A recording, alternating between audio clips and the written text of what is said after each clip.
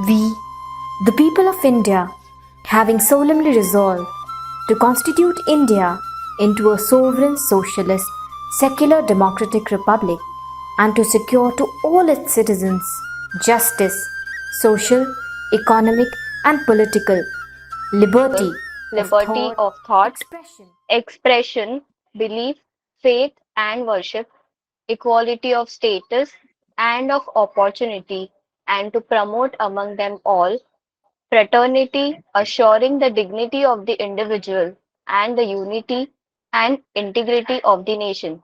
In our Constituent Assembly, this is 26th day of November 1949, do hereby adopt, enact, and to give to ourselves this Constitution.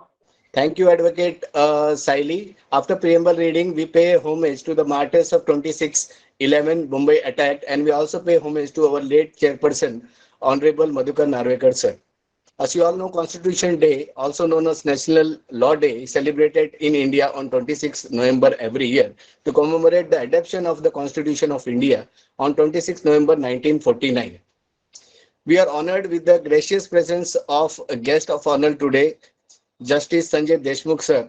I would like to introduce him. Justice Sanjay Deshmukh sir was born on 12th May 1967 at Kadoli. He completed the primary education in the Jeevan Shikshan Seti Sala, Kadoli, district Satara, and secondary education also from Satara. He completed his BA honors and LBS from College Satara, completed LLB from IMLC College Satara, and ranked in the Shivaji University, Kolhapur. His Excellency, Your Honor, completed LLM from New Law College, Pune, joined the bar in the month of July 2021, was posted as a Secretary, Senior Legal Advisor to the Government of Maharashtra, Law and Judiciary Department in Mantralaya. In July 2021, posted as the Principal District and Session Judge, Pune, elevated as Additional Judge of Bombay High Court with effect from 7th July, October 2022. A very congratulations to you, sir. We also have guest speaker Barrister Shri Ram Krishna Veeraraganji on behalf of Asmita College of Law and Se Humdard Tak. We extend our warm welcome to you, sir, too. Shri Ram Krishnan, Barrister Shri Ram Krishnan Veeraraganji is a dual qualified lawyer, senior advocate in India and barrister in England and Wales. With a standing of 35 years and more at a bar, he practiced in India and in London. He holds a BCom from University of Madras, LLB from University of Bangalore, LLM from International Commercial Law Practice, University Edinburgh, London. He has authored many books. We have his books in our law library also. Madras High Court Later Patent Appellate Original Site, LexisNexis 2015, and Guide to Memorandum. Such are many books and the research he has put up. He's also expert in Constitution. We welcome you, sir. We also have among us our own Advocate Ravindra Lokhande Sarji. With his support, the things are happening today. President of Se Humdard Tak, who is our friend, philosopher, and guide also. Ravindra Ashok Lokhande sir, practicing since 2007. He is additional Advocate General also of Arunachal Pradesh State. He is a standing counsel for the Goa Central Government Penal Council in the Supreme Court since last 7 years. He represents state of Uttar Pradesh in in Supreme Court, and is a government panel counsel since last 5 years in Supreme Court. Advocate Ravindra sir is also a social reformer and is a founder member of My Home India. He is the executive director of Phone Foundation, Friends of Northeast India Foundation, founder president Se Humdard Tak, a legal initiative. Thanks for sir all your support, and please keep your support as usual. We also extend our welcome to Se Humdard Tak Maharashtra State President Prakash Jagannath Salsingh Gigarji started practicing from 2006. His rough profile, which really is very impressive, in fact, indeed.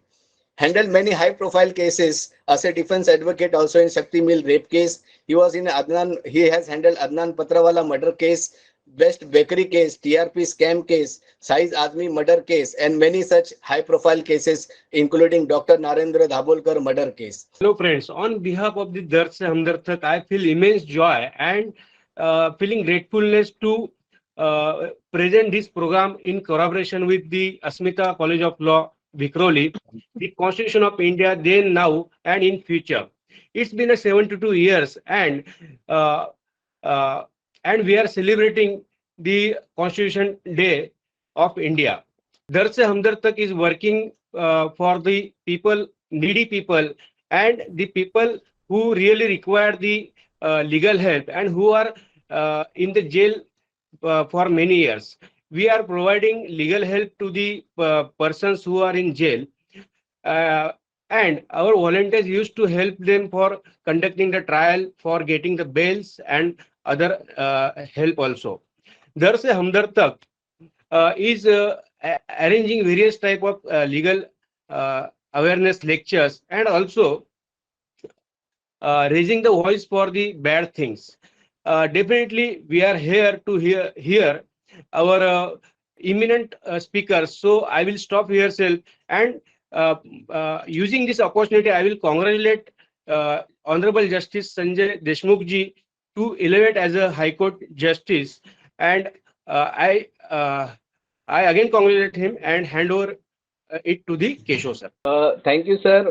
We were going to the profile of our Honorable Justice Sanjay Deshmukh, sir. And yesterday only we were interacting with all the students, and all the students were so inspired by him that from coming from the root and just reaching such a high position. Now, most awaited part of the event. Now, I request Honorable Chief Guest Justice Sanjay Deshmukh, sir, who is source of inspiration and motivation to all of us, to share his views on the questions which has been put up for today's discussion is: how do I think our constitution has evolved? Thus, the current social, political, and social other situations are being effectively addressed by the constitution. With many issues such as Article 370, Uniform Civil Code, etc., do you think that the constitution in present form is sufficient to govern our country? We will like Honorable Chief Guest to enlighten us on this. Over to you, sir. Good morning, which is also known as Constitution Day or Samvidhan Divas. Therefore, accept my best wishes on this auspicious day. Under the leadership of Dr. Babasaheb Ambedkar, the Constitution of India was drafted.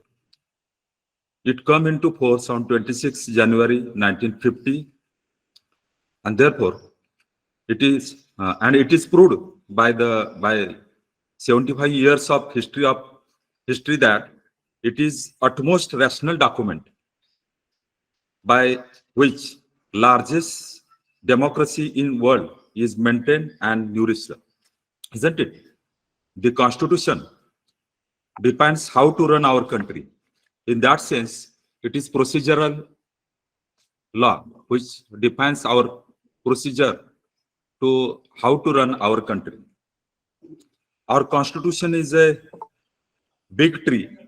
I repeat that it is a big tree of which fruits, flowers, leaves, and branches, etc., are beneficial to the peoples for enforcing their rights and liabilities with the help of three important branches. These branches, we are known that those are popular branches, that is legislature, judiciary, and executive or administrators, which are really pillars of our constitutions. There is one more self-declared branch, that is media, either social, electronical, and we all are servants of our constitution, law, and duty bound to provide these fruits of the constitution to all the citizens over India. Our Supreme Court is guardian of it, our constitution. Justice is backbone of our constitution. It is not that only judiciary enforces the law and gives us the justice, but in practical sense, we all are judges. I repeat that we all are judges. But how? That may be the question before you. I quote one example that whenever we are proceeding by the side of road, other persons or vehicles drivers are giving side to us, to our vehicle. We are also giving side to them. That means we are giving justice to them. And he or she is also giving justice to the others or us. One more example is that a beautiful lady is sitting before you and you are not continuously looking to her. It means that you are giving justice to her. And if you are continuously looking to her, you are committing injustice to her, that is criminal mischief by eyesight. Thus, we all are social judges in our practical life as a law enforcers. Our constitution is full of rights, liabilities, and liberties with powers and remedies to enforce them. Our constitution is unique one. It is gender neutral. And if there is any discrimination or exception, there is justification for it. We have liberty to follow our religion. Prior to our constitution, we were governed by law of religion. That is an example of it is Hindu Dharma. We are following all the rituals and customs as per our Dharma. According to me, according to me, all the festivals of Hindu Dharmas were and are laws. Our Rishi Munis and Santas, etc., were lawmakers, and they regulated behavioral pattern of the society by the laws of Dharma to maintain our physical as well as mental health. We all are still enjoying it by following the festival as if it is law. For example, in Makar Sankranti, we are eating sesame, that is til, which is useful to our health in winter season also. In Deepavali, we are eating so many sweets like laddu, etc., for maintaining our health. Everybody is following the festivals because aspect of health is automatically covered in each of the festival. Our temples were our social schools for learning and maintaining morality. Thus, peoples were following it. There was no serious illness. There were no such serious illnesses, and medicines and doctors were not in existence. There were no police stations, no jails, and morality was highly maintained due to the religious law, that is Dharma. During the British rule, our culture was changed and our entire structure of social behavior was also changed. People started to take education as per British culture and their laws. So many kinds of mischiefs were developed because of social change. Mischief of civil and criminal nature were controlled by the civil and criminal laws and courts, as well as other laws enforcing agencies like police, jails, etc., which were established.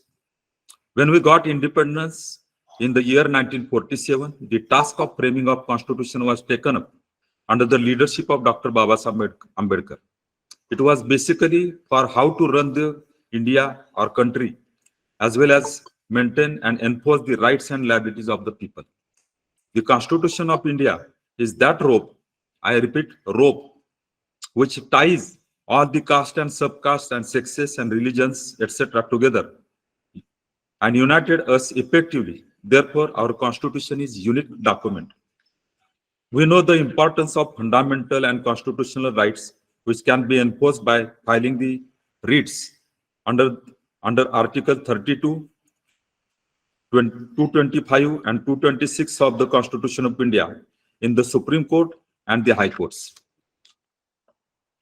Public interest litigation is the concept developed in India because of the rational views of the Supreme Court of India. Every layman can write a letter to the Supreme Court or High Court for enforcing the rights of public in general and for enforcing liabilities also. It is beneficial to prevent the mischiefs of a public nature or injustice of a public nature. Our Constitution is flexible and it can be amended. However, at the same time, it is rigid and its basic structure cannot be changed and amended. We have experienced the effect of our Constitution and enjoying of the rights conferred by our Constitution to us. We have seen the inclusion of Jammu and Kashmir in the India by amending the constitution recently. It is proudful for us, and we must appreciate if if we are loving our country. Thus, our constitution is powerful, visionary, and a living document. As far as future of our country is concerned, constitution can be safely amended in the interest of citizens of India in order to protect India from any aggression on the part of our neighboring countries like China, Pakistan, etc. Thus, our constitution is supreme and rational document. Now, I have formed some questions of which I will give the answers because we are having no time. Therefore, I am putting the questions here and also giving my answers and views on it. Who is superior, legislature or judiciary? According to me, legislature and judiciary are equally superior, but legislature is superior because it formed the law. And second question is, what will prevail in case of conflict between statute and natural justice? Obviously, the answer is that statute, constitution, and law will prevail because it is presumed that natural justice is embodied in every law, including constitution. What is difference between law and statute? Law is large term and statute is smaller part of the law. Law may be custom, ordinance, and bylaws, etc. Statute is the body. Statute is that kind of law which is passed by the parliament or legislature of the state. Can legislature supersede the presidential law laid down by the Supreme Court and pass the legislation contrary to that presidential law or case law? Yes, legislature can pass the law which is contrary to the presidential law, provided it may be reviewed in the Supreme Court and its legality may be decided as to whether it is ultra vires or intra vires. What is supreme, constitution or justice? What is supreme, constitution or justice? According to me, justice is supreme than the constitution. So these were the questions and my views. I'm very thankful to all of you for listening me calmly. Have a nice day, and once again, happy National Law Day and Constitutional Day. Thanks. Thank you very much, Honorable Justice Sanjay Deshmukh sir. We are really enlightened with all your words, whatever you said, and your thoughts on the constitution, on secularism, on who is superior, whether the judiciary or the legislature is superior, and also the thing which you guided us and said us on this important day. That's practically we all are judged in some way or other. And what an excellent example you gave in the social cause. Thanks a lot, sir. Now I will request our second speaker, who is the ocean of the knowledge and knowledge, Barrister Ramkrishnan Viraraghavan ji, to share his view and research on the theme of the topic of today, that is the Constitution of India, then, now, and in future. Over to you, sir, Barrister Ramkrishnan Viraraghavan ji. Thank you, Mr. Trivedi. Yeah. Mr. Justice Deshmukh, Dr. S.S. Gorge, Mr. Tiwari, Mr. Lokhande, and Mr. Salsingikar. Today our topic is the Constitution then, now, and in future. The first thing we have to understand is, why is there the Constitution Day? Next slide. See, we have three kinds of days. We have the Independence Day, 15th August, Republic Day, and what is this? Constitution Day. Independence Day, we know, is the day on which our nation became independent. Republic Day is the day on which our nation became a republic. But Constitution Day, what is this? Now, If you turn to the preamble of the Constitution, which you read this morning, the preamble says, "We, the people of India, having solemnly resolved to constitute India into a sovereign, socialist, secular, democratic republic, then secure to all its citizens justice, social, economic, political, liberty of thought, expression, belief, faith, and worship, equality of status and of opportunity, then fraternity, assuring the dignity of the individual, unity and integrity of the nation." And at the last, you see this, "In our Constituent Assembly, this 26th day of November, do hereby adopt, enact, and give to ourselves this Constitution." So Constitution Day, 26th November, is the day on which the Constituent Assembly made the Constitution. Now, if you look at Article 396, now 393 and 394 of the Constitution, it says, 393 says this Constitution may be called the Constitution of India. 394 says this article and so articles shall come into force at once, and the remaining provisions of this Constitution shall come into force on the 26th day of January 1950, which day is referred to in the Constitution as the commencement of the Constitution. So the preamble gives the date on which our Constitution was created. Article 394 gives the day on which the Constitution was enforced. The date of creation of the Constitution is celebrated as the Constitution Day. The date of enforcement of the Constitution is celebrated as the Republic Day. So actually today is the birthday of our Constitution. Now, for a number of years, 26th November was celebrated as the National Law Day by the legal fraternity. People outside the legal fraternity did not know about National Law Day. They did not understand its significance. In October 2015, our Honorable Prime Minister announced that 26th November will hereafter be celebrated as a Constitution Day.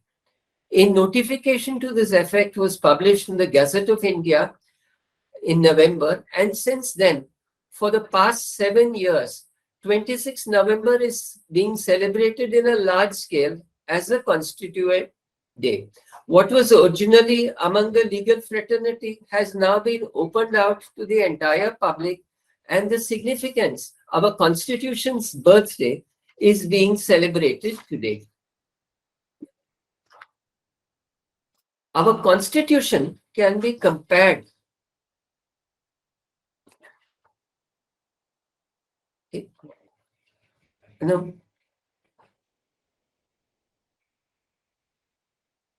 here. Yes, sir, you are audible, sir. Yes. Our Constitution, we have to compare this with our neighbors. See, today, if you have a birthday party and celebrate our Constitution, it is 73 years old. The cake will have 73 candles on it. But look at Pakistan. Pakistan has had 3 constitutions. The first constitution was in 1956. The second constitution was in 1962. The latest constitution is in 1973. Nepal has had 7 constitutions. Its latest constitution is in 2015. Sri Lanka has had 3 constitutions. Its latest constitution is 1978. Now, the question we have to ask is, how is it that our constitution, we have a single constitution for 73 years, and our neighbors have been having 2-3 constitutions every now and then? What is the difference? Now, the difference is constitution represents the dharam of each nation. If the constitution does not reflect that country's dharam, that constitution is soon replaced. So the question we go on to is, what is our nation's dharam? Our nation's dharam is Sanatana Dharam. In the basics of Sanatana Dharam is that everybody is equal before God. Whoever you are, however high you are, however low you are, rich or poor, you are equal in the eyes of God. That is the first thing about Sanatana Dharma. The second about Sanatana Dharma is it is a very inclusive religion.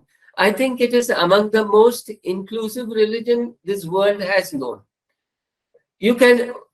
Some of us are worshippers of Vishnu, some of us are worshippers of Shiva, some of us are worshippers of Durga Ma. Whichever temple we go, however we worship, we are still Hindus.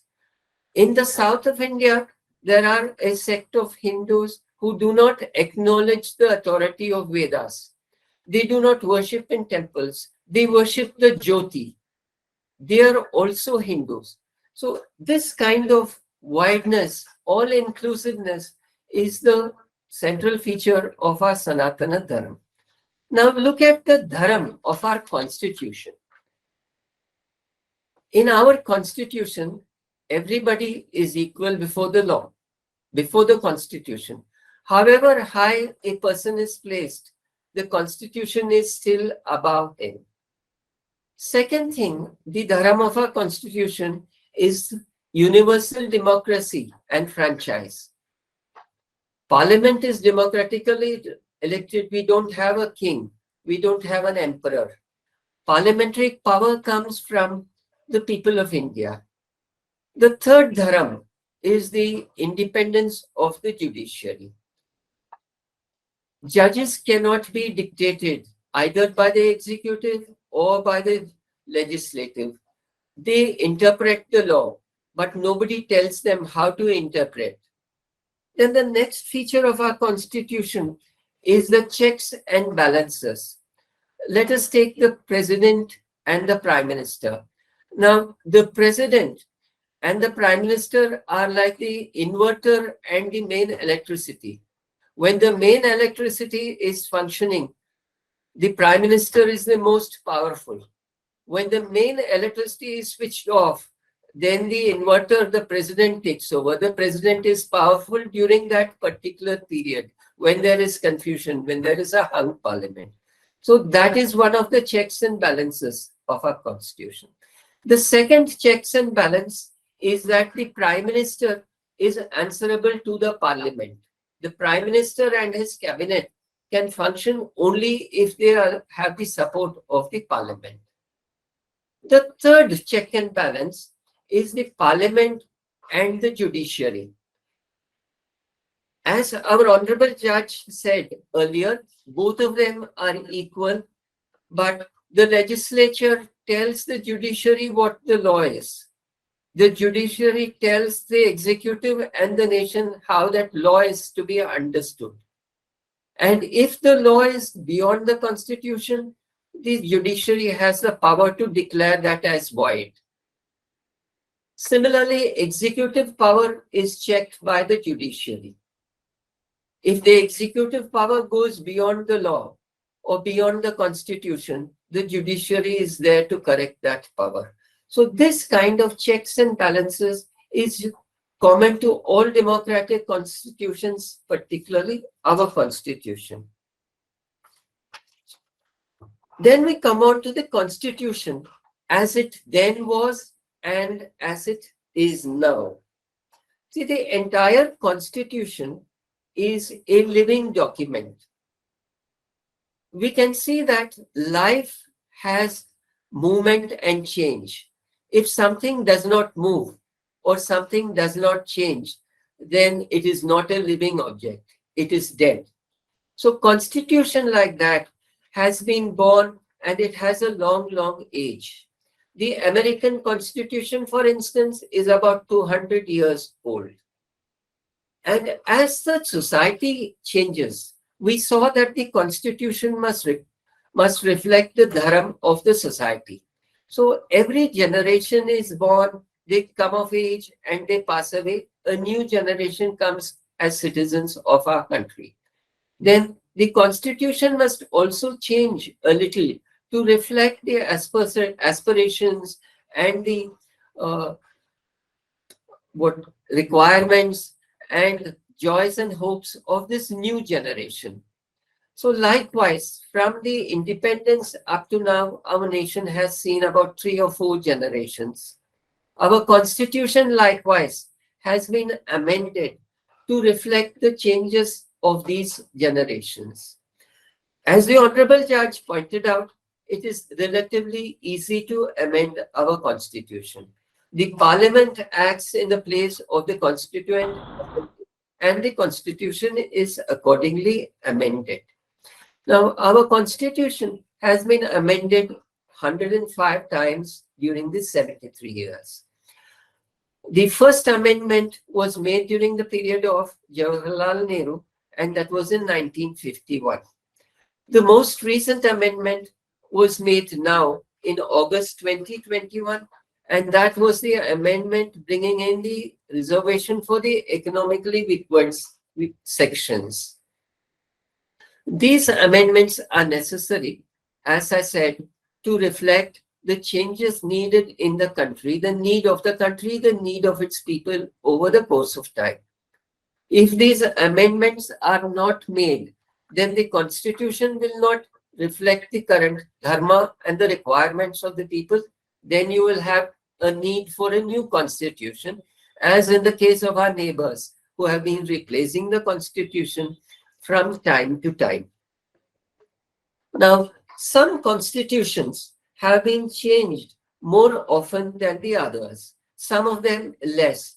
For instance, the Constitution of the United States of America was amended only 27 times in 200 years.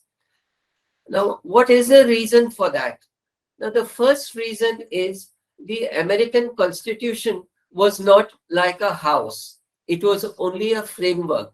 The American Constitution runs only to 4 pages, just 4 pages. So there was not much to amend. It was just the framework, and the Congress and the Senate, the House of Representatives and the Senate, they built the structure of the House. The Constitution was the framework.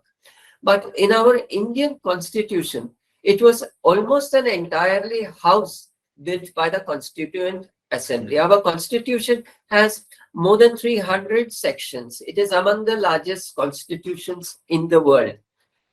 And our Constitution provides for every single detail, from the appointment of the President, Prime Minister, how the House of People and the House of States are to be elected. Every single thing is provided. The powers given to the legislatures of the Parliament, the state legislature, all these details are given in the Constitution. So in a constitution like India, when society changes, when new generations come in, the Constitution must necessarily be amended. So the fact that our Constitution was amended about 100 times in 73 years does not mean our Constitution was poorly drafted. It means the Constitution was well drafted. Unless the Constitution was well drafted, you will not have a single Constitution, which is today 73 years old. The reason for the amendment is that India is a young society. It is a young democracy, unlike the older societies and older democracies like USA.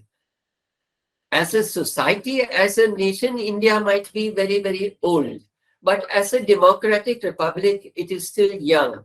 And we are still trying to find our feet.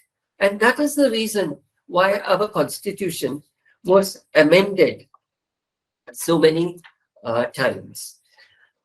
No reflection on the Constitution. I would take you through the recent constitutional amendments, the 3 amendments which are now there. Then I will go on to the basic structure of the Constitution. The last 3 amendments, important amendments, are the reservation for the economically weaker section, which, as you know, has been recently upheld by the Supreme Court. Another important amendment was the Goods and Services Tax Amendment. This amendment opened a new chapter in taxation, where for the first time in our constitutional history, the states and the center have joined together to form a single tax all across the nation.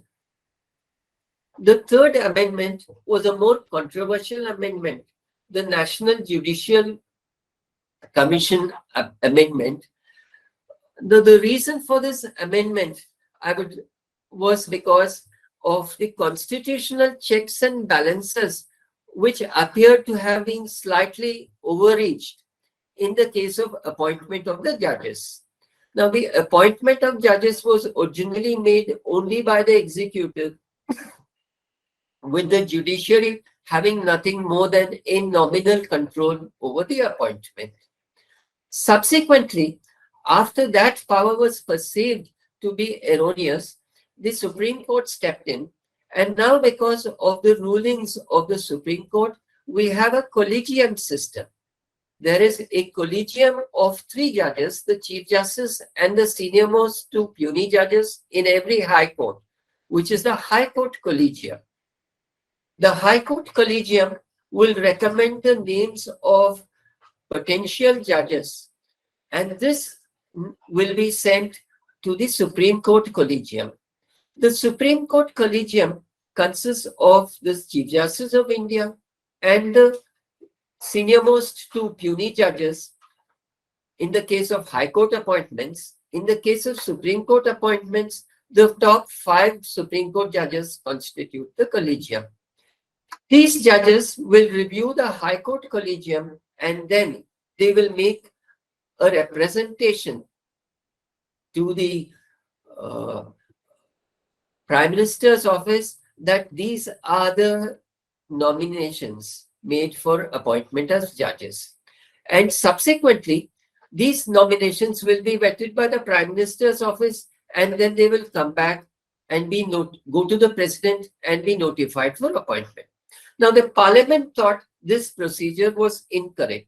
So the Parliament enacted a National Judicial Appointments Commission, and the Constitution was accordingly amended. What happened here was the constitutional amendment was challenged before the Supreme Court again, and the Supreme Court struck down the National Judicial Commission amendment on the ground that the basic structure of the Constitution was supremacy of the judiciary in judicial appointments, and that was being superseded. So these are the 3 constitutional amendments here.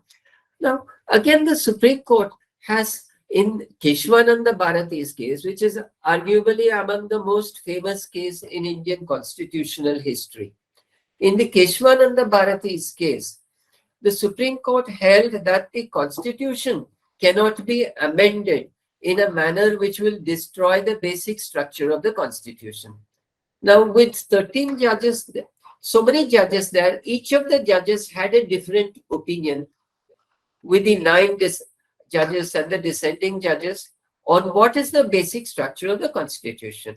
The debate is still raging on, but the basic structure, one, it is a republic, so we cannot have a king. The Parliament cannot amend the Constitution to have a king or an emperor in India any longer. So then the other basic structure is the independence of the judiciary. There are many basic structures here, and these basic structures cannot be amended unless you have a revolution and you have a new constitution, which God forbid will not happen. Now, then we go on to what is the future of the Constitution. We have covered the past, we have covered the present. And now we will need to go to the future constitutional amendments. Now, there are many potential amendments we don't know. As society changes, the amendments will also come into here. But 2 things I feel is very important for the Constitution of India, and this is likely to happen, I hope, in the near future. The first thing is we need to establish courts of appeal with regional benches above the high courts. We must have a court of appeal in each cardinal direction, north, east, west, and south of India. The Supreme Court is overcrowded, and the kind of work which is coming to this volume of work does not give the Supreme Court enough time to be the constitutional court it was meant to be. A similar problem happened in the Republic of Ireland. The Irish Republic had a constitution from which we borrowed some of the features for our own constitution. Now, in Ireland, they did not have a court of appeal. They had, like us, they had high courts, and an appeal went directly to the Supreme Court of Ireland. In Ireland, they found the Supreme Court was flooded with work, and it could not cope up really. And therefore, Ireland had a court of appeal between the High Court and the Supreme Court. And now the system has tapered on a bit, and the Supreme Court is functioning more as a constitutional court. Ireland is a small country with a small population. It had only one High Court, and they couldn't deal with a single High Court without a court of appeal. Now in India, we have so many High Courts. Our population is so large, there is so much litigation that a single Supreme Court cannot cope up with all this. There's been a constant proposal particularly from the south of India, for establishment of a regional bench of the Supreme Court in the south of India. And the Supreme Court has consistently said no to that. And I think the Supreme Court is right. Because if you split a Supreme Court into regional benches, then the unity required for a constitutional court, for the apex court, will completely go. In Australia, as you know, Australia is a bigger country than India in terms of territory. It is a continent by itself. In Australia, you have a slightly different system. You have the Supreme Court in each of the states, and then you have a High Court for the entire country, and an appeal lies from the Supreme Court to the High Court in Australia. Since Australia is such a large country, each of these states demanded a Supreme Court, a High Court, the apex court in their own country, in their own state. So what the High Court of Australia, which is its Supreme Court, the High Court goes on circuits to various states and decides there. So in India, we can probably have a circuit of the Supreme Court, and even that will be quite a strain. Instead of having regional benches or circuit benches of the Supreme Court, I think an ideal solution will be to have 4 courts of appeal with 4 regional benches throughout our country. So this is something where a litigation is pending before the Supreme Court, and I hope some constitutional amendment will come out of it in the future. The second constitutional amendment I think is needed is an alternative system for appointment and transfer of judges. Today, the collegium takes care of appointment and the collegium takes care of transfer of judges. There are 2 difficulties about this. The first is a lack of transparency. We do not know why a High Court judge is transferred. We do not know why he is appointed, why another qualified person, equally qualified, perhaps more, why he is not considered. We simply don't have these answers. So for transparency, we need a separate organization. The second reasoning is accountability. Now, in India, every institution, every constitutional institution other than the judiciary is accountable to the parliament. It is parliamentary supremacy, one of the features of our constitution. As Justice Deshmukh pointed out, the judiciary cannot be dictated to directly by the parliament, but the judiciary's conduct is indirectly influenced by the parliament in the laws that the parliament passes. But there is nobody to regulate the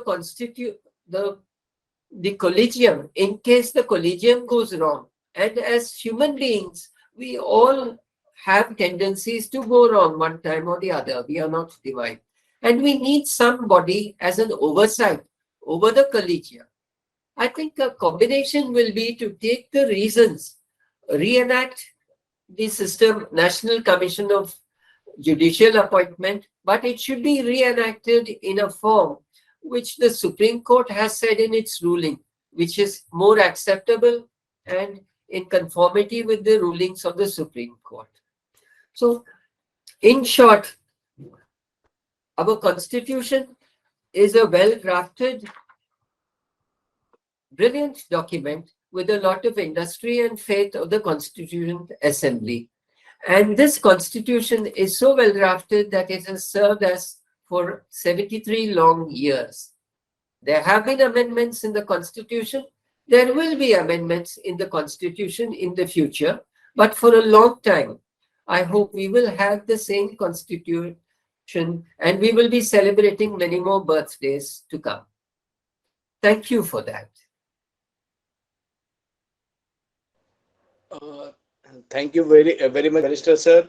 As we said in beginning only that you are an ocean of knowledge, but today after listening to you and after watching the research, we are sure you are not only the research of the knowledge but the information you have and the research which you have presented in a nutshell in a so short time that the Constitution of India then, now and in future is really going to benefit more than 200 students, advocates are joining this session today on this auspicious day of Constitution Day.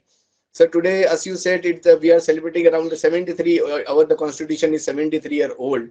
And today only I came to know that Pakistan has 3 constitutions, Nepal 7, Sri Lanka 3. That was a really very informative session. Thanks a lot, sir. We have received a lot of questions from students. With the permission of Honorable Judge and Barrister sir, shall we take some of the questions from students? Yes, please take. Sir. And sir, the question for you is, what are the challenges for the implementation of Uniform Civil Code in India? The first question which has come to me. Sir. The question is, what are the challenges for a Uniform Civil Code? Many challenges. The first thing is, we are different people. How can one coat be worn by so many millions of Indians? There will be different coats to suit different people. But that does not mean everybody should be completely different. There should be some uniformity and there should be a lot of differences. You can't have uniformity among so many people. So the first question I have is, uniformity of every single thing in a civil code is not a good thing. The second thing is, there must be some uniformity. For instance, again, it is unfair, I think, to women that one community should have bigamy allowed. 3-4 wives, one community can have, another community should not. I'm not saying because we are right or they are wrong. I'm saying it is not fair. And I'm saying in Muslim majority nations, also they have brought in these restrictions. So some degree, uniformity is necessary. Uniformity is necessary to preserve constitutional rights of people. Other than that, for instance, I'm just debating. Before 1950, Hindu men could marry as many wives they wanted. And actually, from my grandfather's times, they were all advocates. So the joke during my grandfather's time was the only difference between the Muslim community and the Hindus is they can marry only 4, we can marry 20. That was the joke at that point of time. But in 1950, the government stepped in, Parliament stepped in and said that is a wrong thing.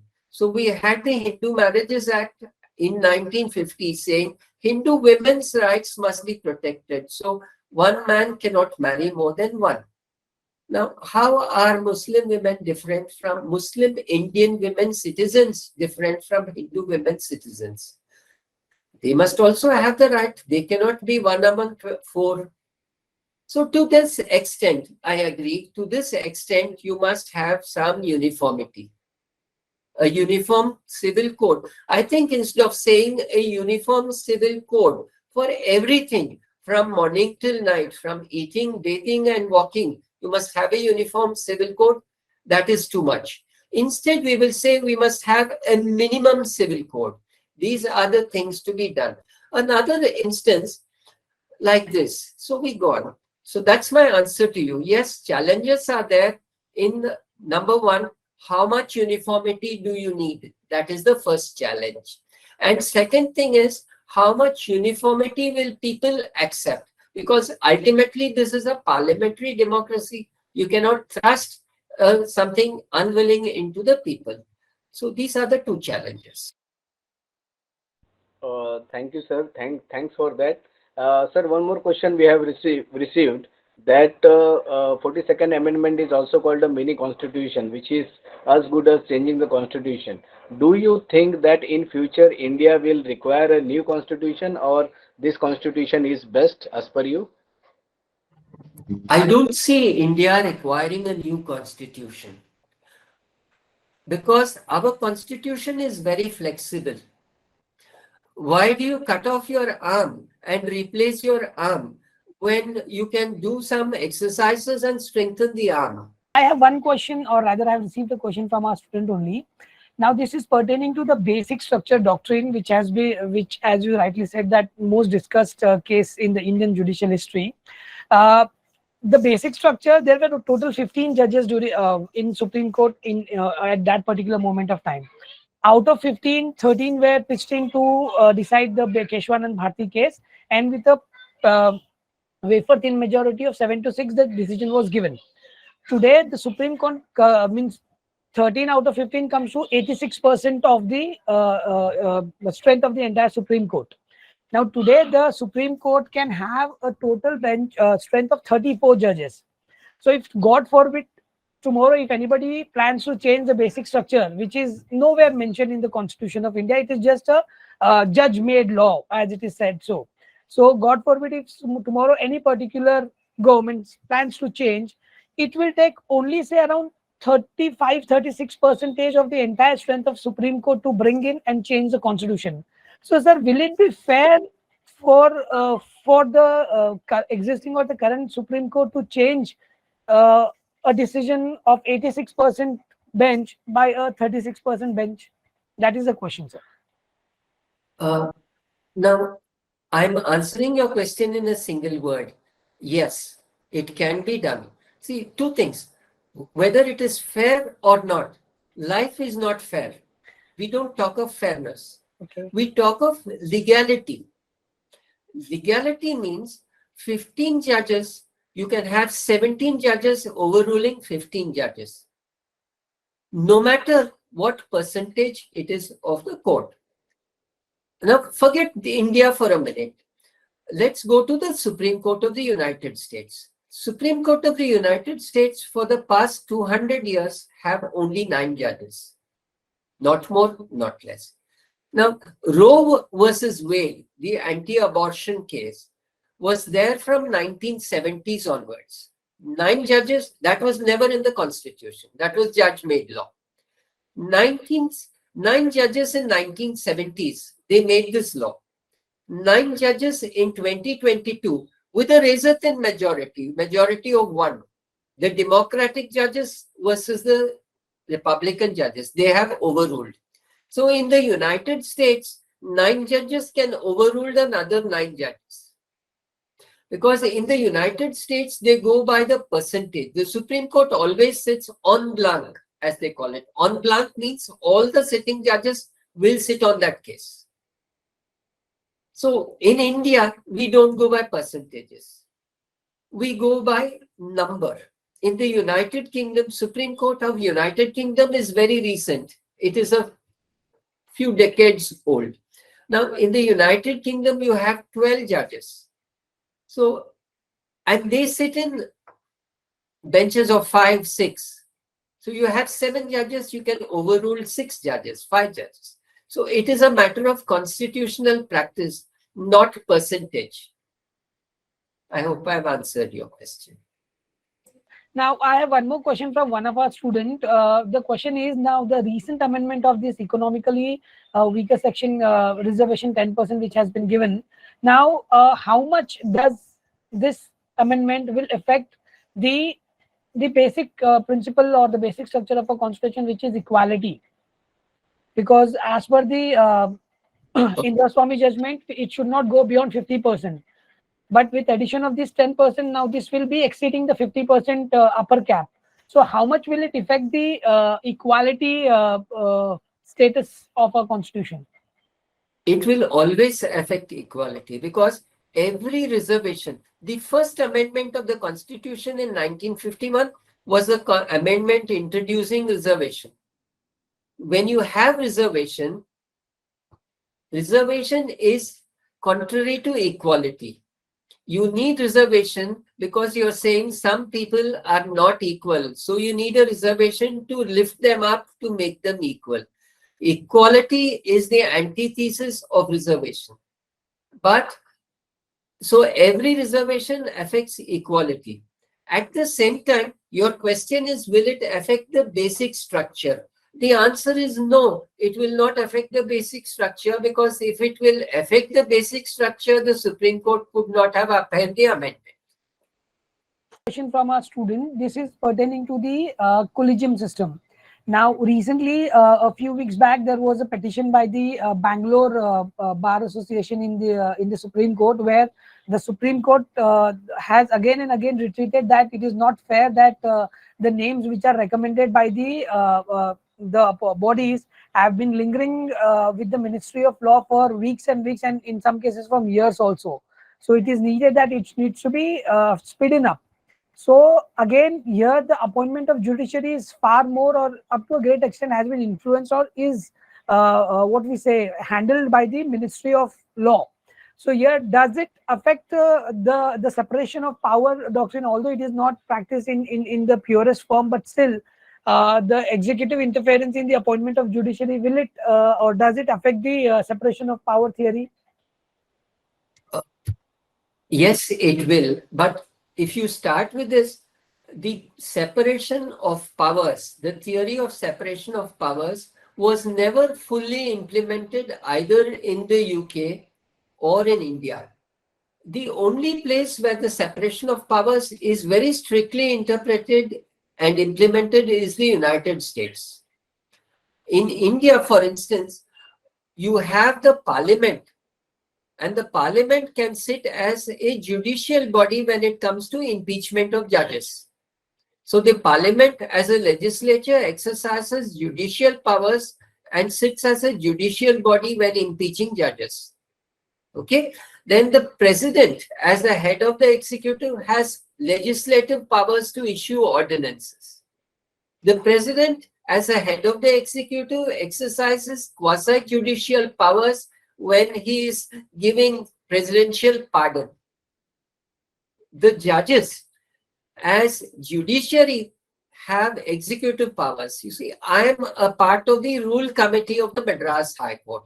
So I sit with other judges and we make rules for the entire subordinate judiciary in the state. So we are exercising legislative powers.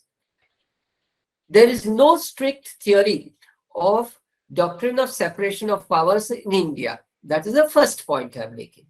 The second point is, I strongly believe India is a parliamentary democracy and the buck stops with the parliament. So you cannot have a judicial appointment without some say by the executive and the parliament in it. So there must be some role of either the executive and the parliament in the appointment of the judges. Otherwise, what happens is you have unelected body of people with very vast powers. They are not only unelected, they are unanswerable also. So far, 73 years, not one single judge has been impeached because it is so difficult. So I think now in the United Kingdom, from where we have borrowed our constitution, for a long time before, the Prime Minister had the 100% say in appointing judges. In fact, I know a very good barrister who became a Court of Appeal judge, High Court judge and appeal judge. He did not make it beyond the Court of Appeal because his brother was the Prime Minister. And his brother said, if I make you the House of Lords judge, then my position will be insecure because they will say I favored my brother. So a very well-deserved appointment, didn't make it because his brother was the Prime Minister. Executive had 100% say in the United Kingdom. They changed over to judicial appointment there. I think we should also go on to judicial appointment, but please bear in mind that the judicial appointment must be dominated by the judiciary. But it cannot be 100% judicial. Thank you, sir. Thank you very much, sir. Yeah, thank you, sir. And now I will request our honorable principal to present a vote of thanks and to address. Thank you, sir. Over to you, Principal Dr. H.S. Gorge, sir. Sir. Good morning, everybody present today. I am Dr. Gorge, Principal, Asmita College of Law, Vikhroli, Mumbai 83. Before turning towards the work assigned to me to propose vote of thanks, if I speak few words about my college, who has organized this program, it shouldn't be out of context. Sir, this is Asmita College of Law, Vikhroli, Mumbai 83, founded in 2009-10 by our eminent social worker, beloved late Chairman Madhukar Narvekar, sir. He intended that the college should afford taking legal education to all sort of and all level of student, and therefore he kept the fees lowest in the university. Naturally, all hard-working students came to college, and that laid their name and fame to the college. See, sir, our student, after completion of their legal degree, placed everywhere, in every corner. And they are not only in India, they are also in various other countries. And that's why we are proud about our students who are mature and doing the service for the society as well. The second thing I want to bring to a notice, that's our faculty. Our faculty has been untiring, making students deserve they are always ahead. They check out every program. They are ahead in completion of mandatory syllabus. They are really ahead to arrange the curricular, extracurricular, sports, training, and all other widgets also. They do it untiringly and make our students feel that this is the college where we to take admission. And among such, the faculty, there are some intellectual, some educated, highly educated, and they are scintillating in various court.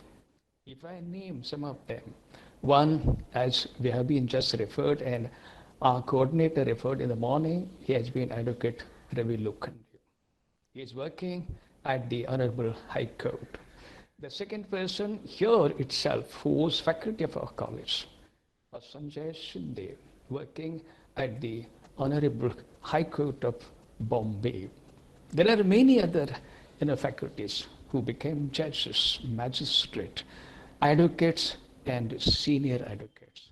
And thus the galaxy we have of all teachers, and this is the work of these excellent teachers to make our student a good and deserving success. It is to be noted here, sir, our teaching, our programs, activities, are popular in the university, and that's why college is listed one of the 10th popular college in the university, and therefore it's a rush for admission every time. When programs are there, faculty is good, naturally, the management the college authority, always helping them in organizing activities and bringing the authorities, eminent personalities as guests to the programs. The college visited by various honorable judges, senior advocates, social workers, and doyens in the industry, tycoons in education and film industry also. Such things, yes, we have been here with us. Sir, before this, after these few words, I to turn towards the next job, and that is proposing vote of thanks. Sir, first of all, I'll thank Your Honor, Honorable Justice Sanjay Sir, Honorable Judge of Honorable High Court of Bombay. We know pendency in courts, High Court and Supreme Court. He readily accepted, despite his heavy schedule, and agreed to be chief guest on this occasion.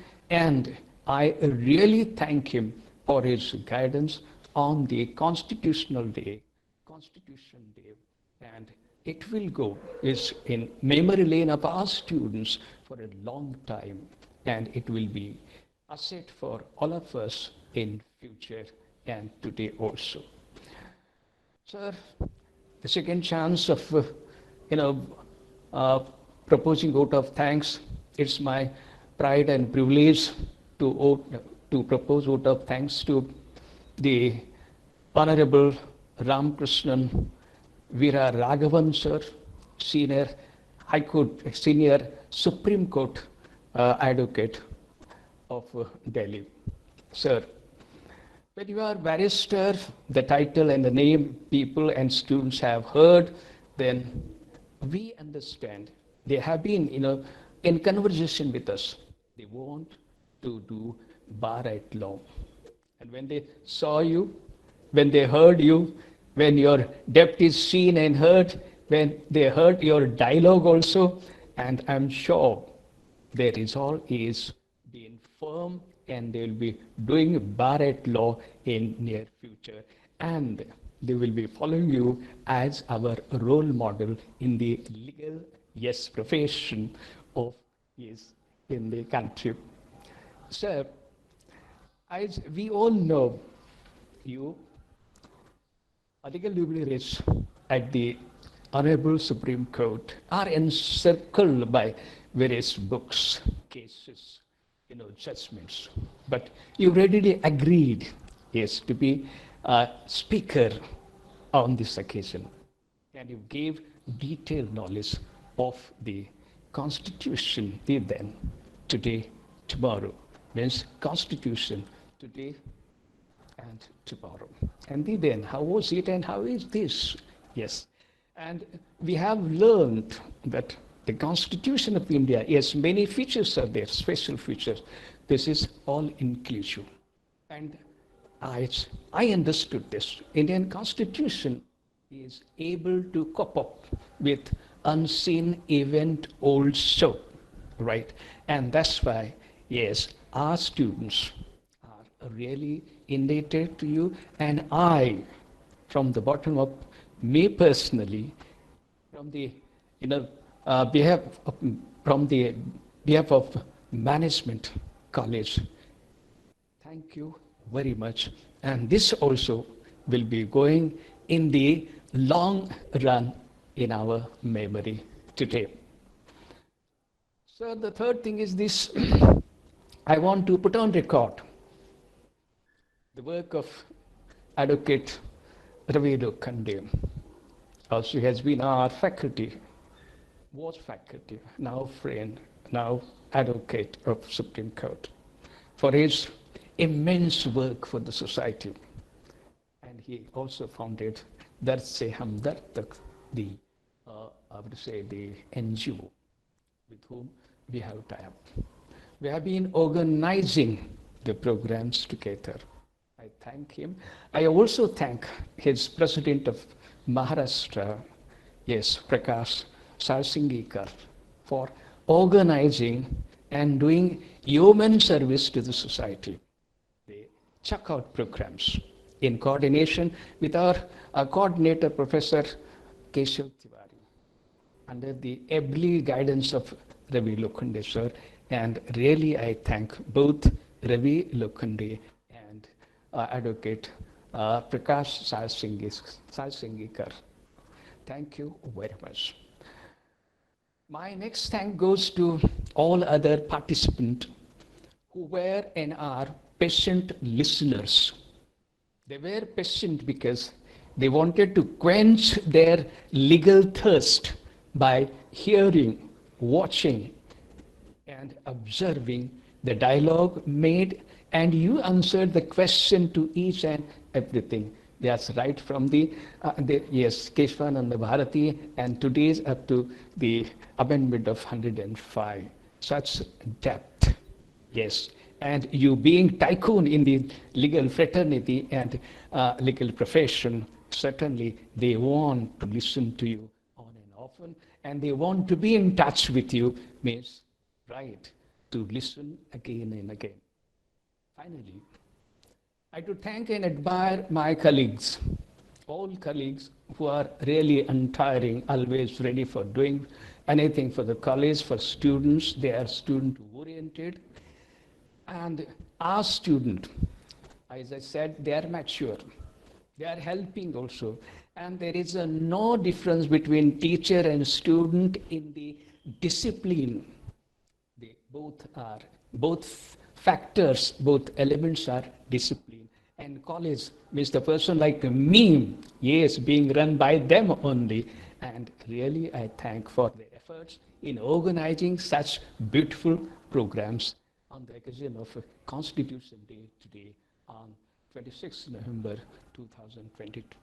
I thank all of present people and speaker, Honorable Judge Sanjay sir, and Barrister Ramakrishnan Vira Raghavan sir, again from the bottom of my heart, finally, thank you all.